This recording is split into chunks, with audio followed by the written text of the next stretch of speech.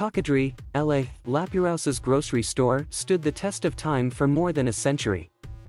For 3 generations, the store has persevered through numerous storms, but it's never seen anything like Ida, which blew through coastal Louisiana with winds of up to 200 miles per hour. Now, the future of the 107-year-old general store in the small fishing community of Cocodrie, Louisiana, is uncertain. The Category 4 hurricane tore down sheds, tossed gas tanks and beer coolers, pulled off parts of the roof, and buckled the floor of the century-old store, causing more damage than any storm to come before it. The old cypress, board and batten building was flooded by 2.5 feet of water. "We're still here, but it needs a lot of work," Cecil Lapeyrouse told the PBS NewsHour from the store's front porch. "Now, we got a bunch of people calling and seeing if we'll reopen.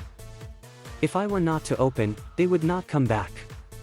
The town of Cocodrie, among other things, the store is known for an iconic Coca-Cola sign that still sits atop the roof, visible to residents returning to survey the damage. It's a needed sign of hope for local residents, although Lapeyrouse admits his store will never be like it was. The last time it flooded was in 1926 during an unnamed storm. Longtime customers say they can't afford to lose another piece of the Bayou culture. "I don't want his store to survive just because I like going to his store. He's an incredible resource for the history and the way that cultures have endured the changing landscape," said Dr. Gary Lafleur, Jr., a professor of biological sciences at Nicholls State University. "His store is the landmark, but it's really the knowledge that Cecil and Ida have that is the real valuable resource." The amount of damage before Cecil is daunting. "The floors are buckled. Flood mud still cakes the floor, and it's starting to mildew," he said.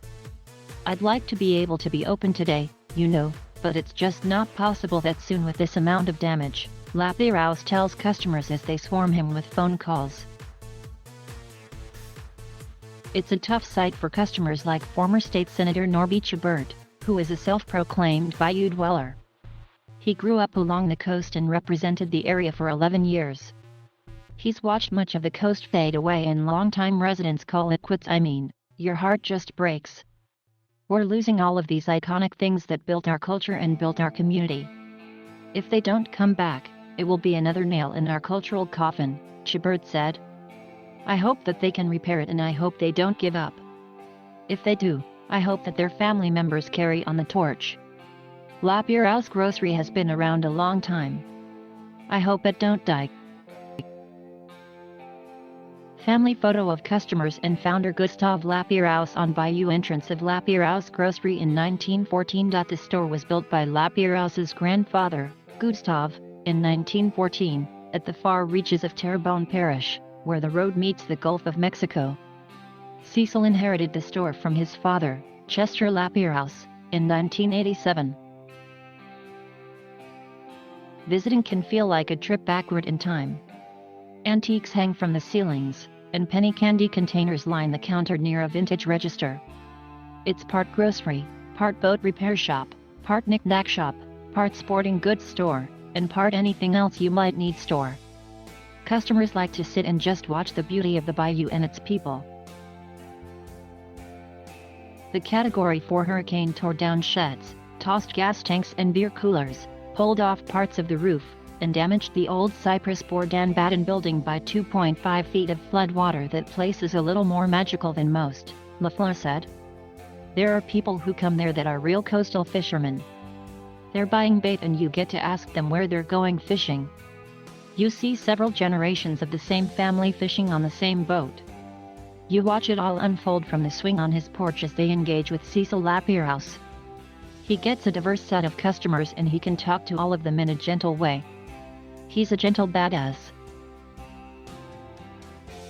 But during his lifetime, Lapeyrouse has seen the storms intensify, and Louisiana's coastline erode, taking a toll on his community. Local faces are fewer. Many people have been forced to move because of the storms. "There used to be more land and more homes," he said. "Now, there are mostly camps, and it's more fit for shrimping and crabbing. The pastures and sugar fields are gone, replaced by saltwater intrusion." Before the storm, the store, with its historic charm, was a staple for locals and a destination for tourists. It was a place to grab a Coke and a snack and feed your soul while relaxing on a porch swing overlooking the bayou. A month after the storm, it remains closed. I passed the other day and I was glad it's still standing. I was hoping to see the red siren light turning, which tells you that they're open, LaFleur said. I was hoping against all odds that it would be on, but it was not on, so I was a little saddened by that.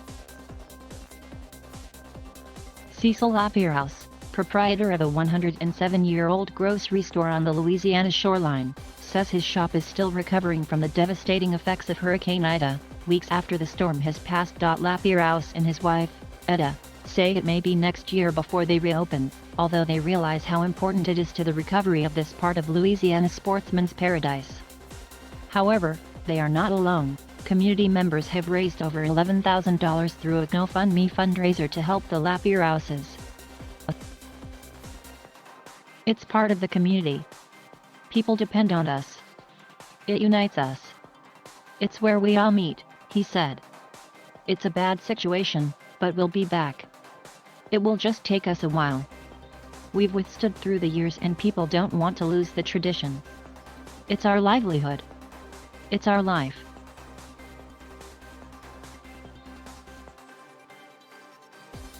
Thank you for watching. Please subscribe